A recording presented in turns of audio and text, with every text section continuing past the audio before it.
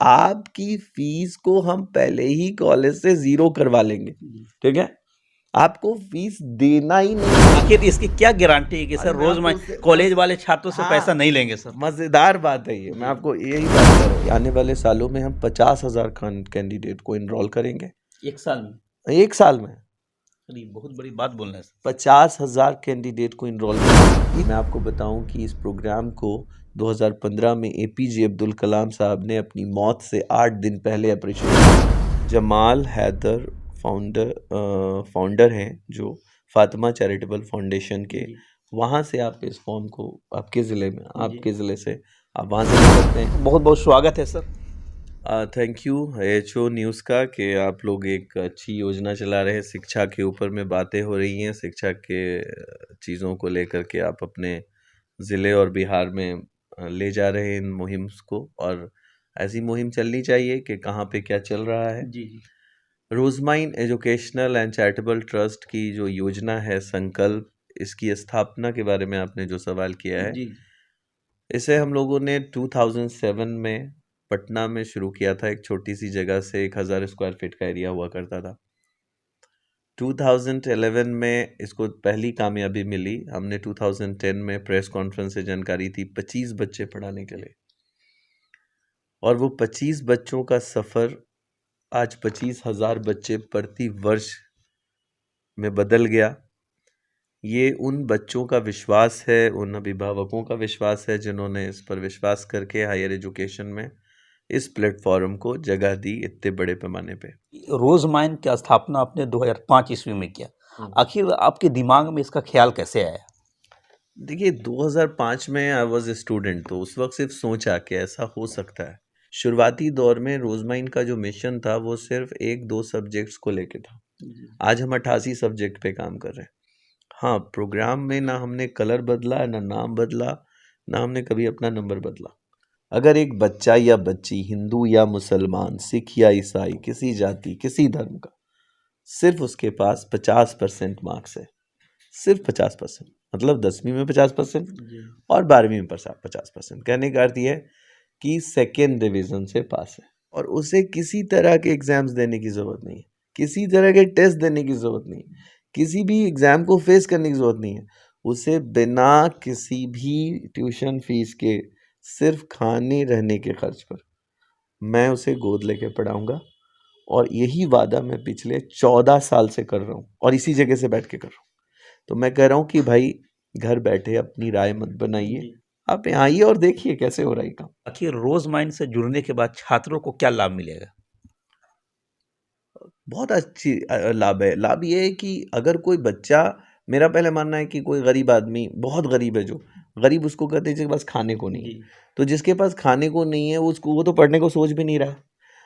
तो अगर कोई ऐसा छात्र है जो खाना घर पे बैठ के खा रहा है 3 टाइम, उसको हम यहाँ पढ़ा सकते हैं। सिर्फ खाना उसका अपना रहेगा, रहना उसका अपना रहेगा।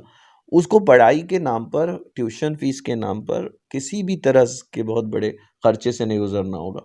ये इसका फ़ायदा है। इसमें कोई लोन नहीं है, इसमें कोई मॉर्गेज नहीं है, इसमें कोई कागजात जमा नहीं करने, कोई इसमें +2 का ओरिजिनल डॉक्यूमेंट जमा नहीं करना है, कोई लायबिलिटी में नहीं रहेगा छात्र। ये उसका फ़ायदा है, और उसको उसके चॉइस से 88 कोर्सेज में नामांकित किया जाएगा। ये उसका फ़ायदा है।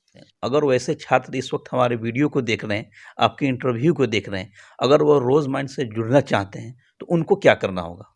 बहुत आसान तरीका है। देखिए हर ज़िले में हमारे एसोसिएट हैं। अगर आप देखिए, मैंने ये जो सर्टिफिकेट ली है, चूँकि आप उस ज़िले से हैं तो मैंने ये वाला सर्टिफिकेट मंगाया। जमाल हैदर फाउंडर हैं जो फातिमा चैरिटेबल फाउंडेशन के, वहाँ से आप इस फॉर्म को आपके ज़िले में, आपके ज़िले से आप वहाँ से ले सकते हैं। हर ज़िला, हर डिस्ट्रिक्ट के अंदर आपको एक फॉर्म सेंटर मिलेगा।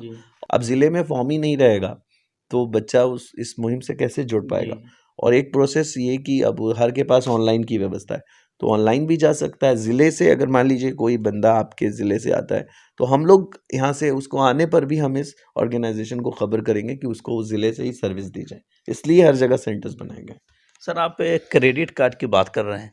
अब ये भी बात कही जा रही है कि अब छात्रों को, अगर गरीब छात्र हैं तो सरकार की तरफ से लोन दिया जा रहा है, क्रेडिट कार्ड योजना। उसके तहत उनको कोई पैसा पे नहीं करना होगा। बाद में अपने कोर्स को पूरा कर सकते हैं, तो फिर रोज माइंड से क्यों जोड़ेंगे?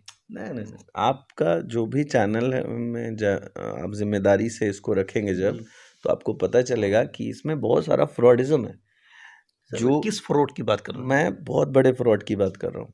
ये कभी नीतीश कुमार जी ने नहीं कहा कि इसको पैसा वापस नहीं करना होगा। तो आखिर इस तरह की बात क्यों फैलाया जा रहा है? फैलाया जा रहा है। डीआरसीसी ऑफिस को आप फोन कीजिए, डीआरसीसी ऑफिस से आप पूछिए।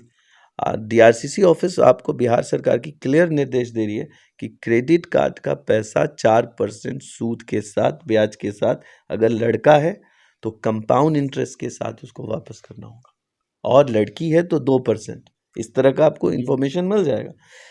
कोई नया बदलाव हो तो मुझे नहीं पता, मैं 2016 से इस बात को चिल्ला चिल्ला के कह रहा हूँ।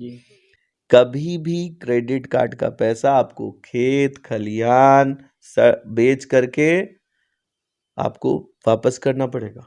एक बयान में नीतीश कुमार जी ने कही थी, उसका आगे का काट लिया गया और पीछे का काट लिया गया, और उसको दलालों ने अपने फायदे के लिए, माफिया, शिक्षा माफियाओं ने अपने फायदे के लिए, अपने कोचिंग में, अपने कंसल्टेंसी में चलाया। और ये मेरा बिहार का बच्चा, मासूम बच्चा, किसान का बच्चा, धोबी का बच्चा, ठेले वाले का बच्चा फंस रहा है। आप उसको, अगर ये वीडियो मेरी उसको पहुंच रही है, उसके रोंगटे मेरे ये कहते हुए खड़े हो जाते हैं कि जिसने ये सोच के लिया कि वापस तो करना ही नहीं पड़ेगा, उसके लिए ये एक बहुत बड़ी लायबिलिटी खड़ी हो गई है। सरकार के क्रेडिट कार्ड के पैसा को जब छात्रों को वापस करना होगा, तो रोज माइंड के द्वारा जो पैसा कॉलेज को दिया जाएगा, कहीं बाद में चलकर रोज माइंड वाले भी तो पैसा कहीं वापस करने के लिए कहीं मजबूर तो नहीं कर दे? हमने, हमारी योजना और सरकार की योजना बिल्कुल अलग अलग है। सरकार कह रही है कि वो ट्यूशन फीस देगी, रोज माइन ये कह रहा है कि आपकी फीस को हम पहले ही कॉलेज से 0 करवा लेंगे। ठीक है, आपको फीस देना ही नहीं है, पहले ही एनओसी दे देंगे entire duration of the course की। मेरा कंपटीशन क्रेडिट कार्ड के साथ नहीं है, मेरा कोई कंपटीशन ही नहीं है। क्यों? कि क्रेडिट कार्ड लोन है और ये स्कॉलरशिप है। तो हमेशा जो भी ट्रस्ट है, जो उनके ऊपर ये आरोप लगता है कि छात्रों के भविष्य के साथ ये लोग खिलवाड़ करते हैं। यहाँ छात्रों को हसीन सपना दिखलाते हैं कि आपको अच्छे कॉलेज में एडमिशन करवाएंगे, आपको फ़ी नहीं लगेगा, लेकिन वहाँ जाने के बाद कचरे के भाव में उनको फेंक दिया जाता है।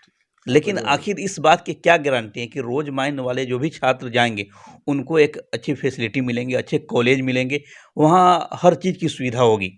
बहुत अच्छी बात। देखिए, जो आरोप लगते हैं, सर उनके ऊपर क्या कहेंगे? पहली बात कि पूरे हिंदुस्तान में हम काम कर रहे हैं, जी जी, 28 राज्य में और 3 कंट्रीज में हम बहुत अच्छा काम कर रहे हैं। जी जी।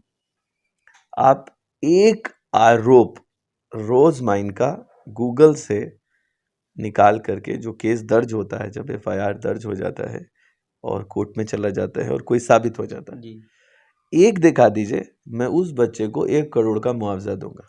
जो आरोप दूसरे लोगों के पे लग रहे हैं, मैं उनका यहाँ वकील नहीं हूँ। रोज माइन का दरवाजा सभी जातीय धर्म के लोगों के लिए खुला हुआ है। 100%, कोई भी कास्ट, कोई भी धर्म का बच्चा आ सकता है।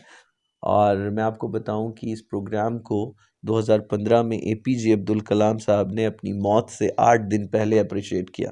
2020 में इस प्रोग्राम को राष्ट्रपति विद्या देवी भंडारी जी ने राजभवन के अंदर में प्रोग्राम को अप्रिशिएट किया।